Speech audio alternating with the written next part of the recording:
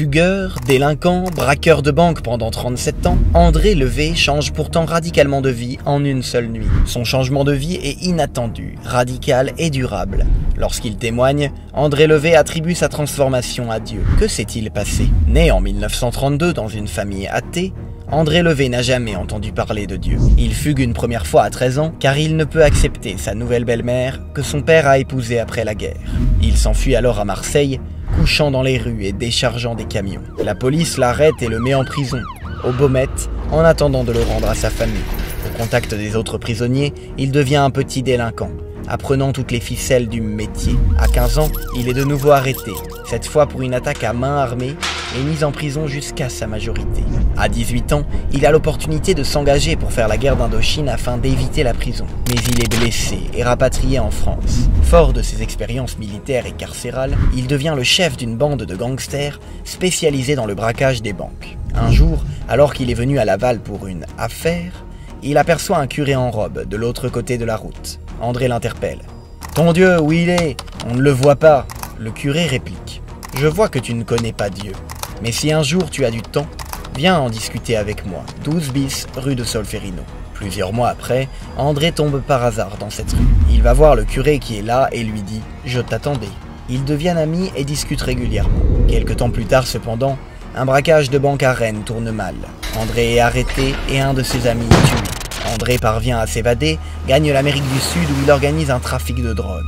Revenu en France, il est arrêté de nouveau pour s'évader encore. 3 fois évadé, 3 fois repris. Toutes ces affaires lui valent 120 ans de prison, s'il fallait tout cumuler. Envoyé à Château-Thierry, il est installé dans une toute petite cellule avec un lit scellé. Son curé continue à lui envoyer une lettre par mois où, de temps en temps, il lui parle de la bonté de Dieu. Il lui conseille surtout de lire la Bible qu'il lui transmet. Petit à petit, en lisant, André découvre combien Jésus avait fait de bien aux gens et combien ces derniers l'avaient maltraité, craché dessus, fouetté, injurié, puis cloué sur une croix.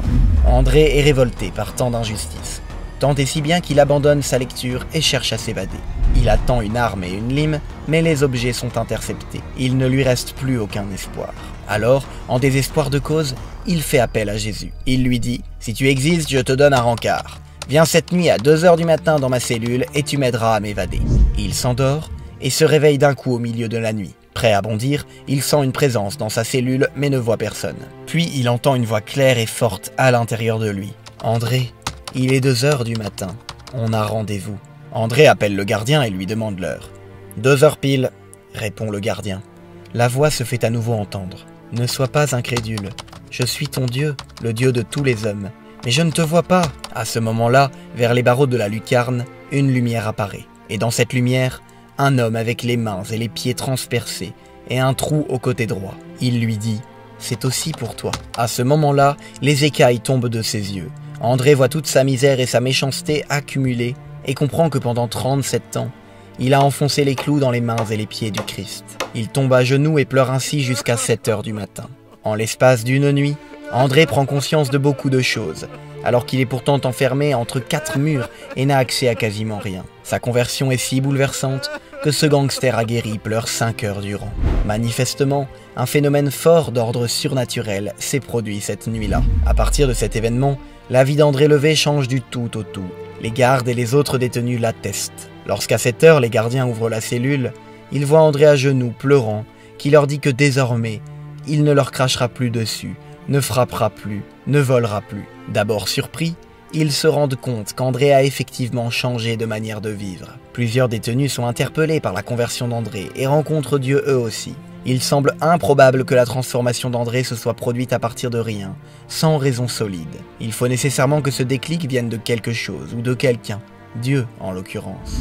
D'autant qu'André n'a aucune raison de mentir et n'apparaît guère comme un fou quand on le voit témoigner. Sa conversion est durable. Désormais libéré, il passe son temps à parler aux autres de l'amour de Dieu.